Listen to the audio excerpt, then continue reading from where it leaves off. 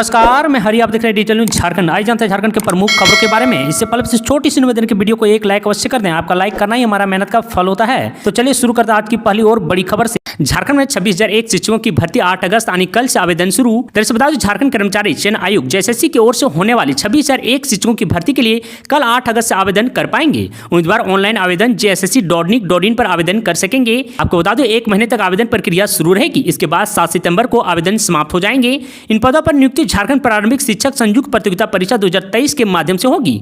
आपको बता दूं, कुल पदों में 12,868 सहायक अध्यापक पारा शिक्षक के लिए आरक्षित किए गए हैं। वहीं 13,133 पद गैर पारा शिक्षकों के लिए हैं। आपको बता दूं, परीक्षा के लिए आवेदन शुल्क जनरल, ओबीसी और ईडब्ल्यूएस उम्मीदवारों के लिए 100 रुपये होगा और झारखंड के एससी व एसटी अभ्यर्थियों को आवेदन शुल्क 50 रुपया देना होगा। यह शुल्क ऑनलाइन जमा करना होगा। दरअसल आपको बता दूं, इस भर्ती की परीक्षा एक चरण में ली जाएगी। भर्ती परीक्षा में ऑब्जेक्टिव टाइप प्रश्न होंगे और नेगेटिव मार्किंग नहीं होगी। आपको बता दूं, अभ्यर्थी जिस विषय या समूह से टेट पास होंगे उसी विषय समूह में राज्य स्तरीय मेगा सूची के आधार पर सहायक आचार्य नियुक्ति के पात्र होंगे। स्कूटर के इंश्योरेंस पर चल रही थी बस, नदी में गिरी तो हुआ खुलासा। 4 मौत के बाद जगह प्रशासन। दरअसल बता दें, झारखंड के गिरिडीह जिला स्थित बड़ाकर नदी में सवारी से भरी बाबा सम्राट बस गिरे और इस घटना में 4 लोगों की मौत होने के बाद जिला प्रशासन जगा है। आपको बता दें, शनिवार रात हुई दुर्घटनाग्रस्त इस बस के सारे दस्तावेज की जांच प्रशासन ने शुरू कर दी है। इसके लिए 4 सदस्यीय टीम बनाई गई है, जिसमें डीटीओ के अलावा MVI, डीएसपी एवं एसडीओ को भी रखा गया है। गठित टीम दुर्घटनाग्रस्त बस के insurance, up to date tax, fitness, प्रदूषण और परमिट आदि की जांच करेगी। हालांकि हादसे के दूसरे रविवार को बस स्टैंड स्थित बस ओनर के कार्यालय की सुरक्षा व्यवस्था काफी बढ़ी रही। वहीं आपको बता दूं कि हादसे में 4 लोगों की मौत ने प्रशासन की नींद उड़ा दी है। बिना इंश्योरेंस, परमिट, फिटनेस की एनओसी लिए चला रहे वाहनों पर प्रशासन ने अपनी नजर टेढ़ी कर दी है। इन वाहनों की धरपकड़ शुरू हो गई है और दूसरी ओर दुर्घटनाग्रस्त सम्राट बस के दस्तावेज को भी बारीकी से खंगाली जा रही है। प्रशासन खेमे में चर्चा है कि उक्त बस स्कूटर के इंश्योरेंस के कागजात पर चलाई जा रही थी। हालांकि इस पर प्रशासन का अभी स्पष्ट मतभेद नहीं आया है। यह भी चर्चा है कि सम्राट बस हाल ही के 5 दिनों से रांची रूट पर चलाई जा रही थी। यह दुर्घटना ओवरटेक करने की वजह से घटी है, इसकी भी जांच की जा रही है। अमृत भारत स्टेशन योजना का हुआ शुभारंभ। रांची रेल मंडल के तहत हटिया और पिस्का स्टेशन का होगा जीर्णोद्धार। खर्च होंगे 382 करोड़ रुपए। दरअसल बता दें, आज देश भर में अमृत भारत स्टेशन योजना की शुरुआत हुई। इस योजना का लाभ झारखंड के चयनित 20 स्टेशनों को मिलने जा रही है। रांची रेल मंडल के तहत हटिया स्टेशन और पिस्का स्टेशन का कायाकल्प होगा। इसके लिए कुल 382 करोड़ रुपए खर्च किए जाएंगे। आपको बता दें, जिसमें हटिया रेलवे स्टेशन के लिए 355 और पिस्का स्टेशन के लिए 27 करोड़ रुपए खर्च होंगे। इस योजना का शुभारंभ प्रधानमंत्री नरेंद्र मोदी ने की है। इस कड़ी में हटिया स्टेशन में कार्यक्रम आयोजित हुए हैं। आपको बता दूं, यहां राज्यपाल सीपी राधाकृष्णन, सांसद दीपक प्रकाश, सांसद संजय सेठ, झारखंड सरकार के परिवहन मंत्री चंपई सोरेन सहित अहम लोग उपस्थित थे। झारखंड के रामगढ़ में माही रेस्टोरेंट के संचालक की गोली मारकर हत्या। दरअसल बता दूं, बसाल थाना क्षेत्र के लगबा चौक के समीप 4 लेन के किनारे स्थित माही रेस्टोरेंट के संचालक रोशन साव की रविवार शाम करीब 6:15 बजे अपराधियों ने गोली मारकर हत्या कर दी है। रास्ता गांव निवासी 40 वर्ष श्री साव पर अपराधी ने 4 गोलियां चलाई, जिसमें 1 गोली उनकी छाती पर लगी और 3 गोलियां सिर पर लगी। पहली गोली लगने के बाद रोशन खेत की ओर भागने लगे, तब अपराधी भी उनके पीछे दौड़ने लगा। छाती में गोली लगने के कारण करीब 100 मीटर भागने के बाद रोशन गिर गए। इसके बाद अपराधी ने उनके सिर में और 3 गोलियां दाग दी। गोली मारने के बाद अपराधी वापस रेस्टोरेंट में रोटे और गाली गलौज करने के बाद आराम से अपने साथियों के साथ बाइक से पतरातू लेक रिसोर्ट की ओर भाग निकला। स्थानीय लोग रोशन को सदर अस्पताल रामगढ़ ले गए, जहां चिकित्सकों ने उन्हें मृत घोषित कर दिया।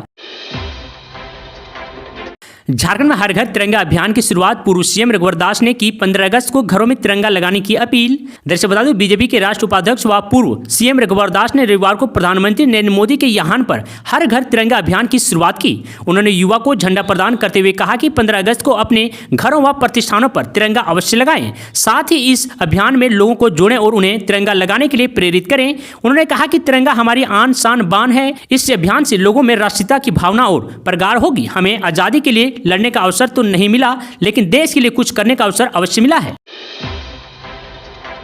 सड़कों पर बिखरा 200 रुपये किलो वाला टमाटर। चरही घाटी में टमाटर लदा वाहन पलटा, लूट होने से पहले पहुंची पुलिस। ऐसा बता दो, 150 से 200 रुपये बिकने वाला टमाटर आज सड़कों पर बिखर गया है। चरही और आसपास के लोग टमाटर के वाहन पलटने की खबर सुनकर चरही घाटी पहुंचे। टमाटर महंगा होने के कारण लोगों में टमाटर साथ लाने की चाहत बेतास दिख रही थी, लेकिन तब तक चरही पुलिस वहां पहुंच गई और लोगों के मंसूबे पर पानी फिर गया। दरअसल आपको बता दो, चरही थाना क्षेत्र के चरही घाटी यूपी मोड़ के पास टमाटर से लदा पिकअप वाहन अनियंत्रित होकर पलट गई।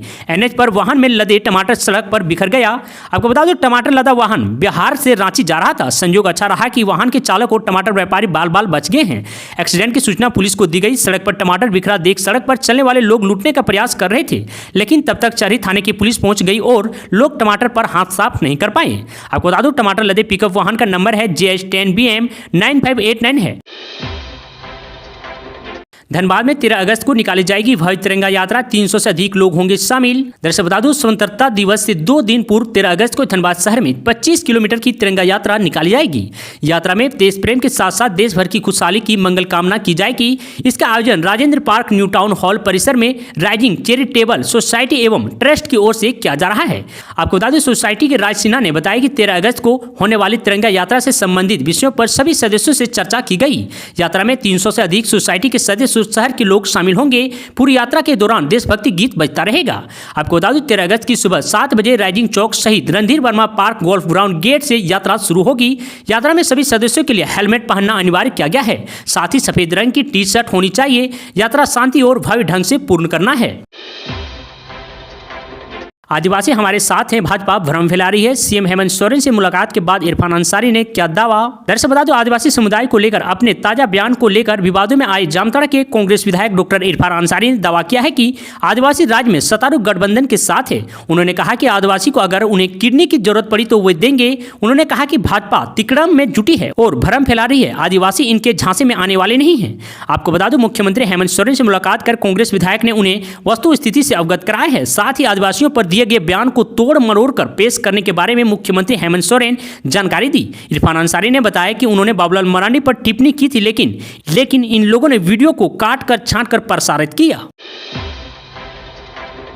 दरअसल बता दो देवघर राजकीय श्रावणी मेला 2023 हर हर महादेव के नारों से गूंजी देवनगरी। लगभग 4 किलोमीटर तक भक्तों की लगी रही लंबी कतार। दरअसल बता दो आज मलेमास की तीसरी और श्रावणी मेला की 5वीं सोमवारी है। आज सुबह 3 बजे देवघर मंदिर का पट खोला गया। सदारी पूजा के बाद आम भक्तों के लिए अर्घ सिस्टम से जलार्पण शुरू कर दिया गया है। आपको बता दो अहले सुबह 3:48 से बाबा बैद्यनाथ धाम का जलार्पण शुरू हो गया है। आपको बता दो संपूर्ण रूट लाइन के साथ साथ सभी होल्डिंग पॉइंट व महत्वपूर्ण स्थलों पर सुरक्षा बल एवं दंड अधिकारी हैं। बाबा बैद्यनाथ धाम का सुलभ व सुरक्षा जलार्पण कर रहे हैं। सीसीटीवी के माध्यम से पूरे मेला क्षेत्र पर रखी जा रही है नजर। वहीं सोमवार को जलार्पण को लेकर रात्रि पहर में श्रद्धालुओं की कतार पहुंची। बीएड कॉलेज से लगभग 4 किलोमीटर तक लंबी कतार लगी रही है।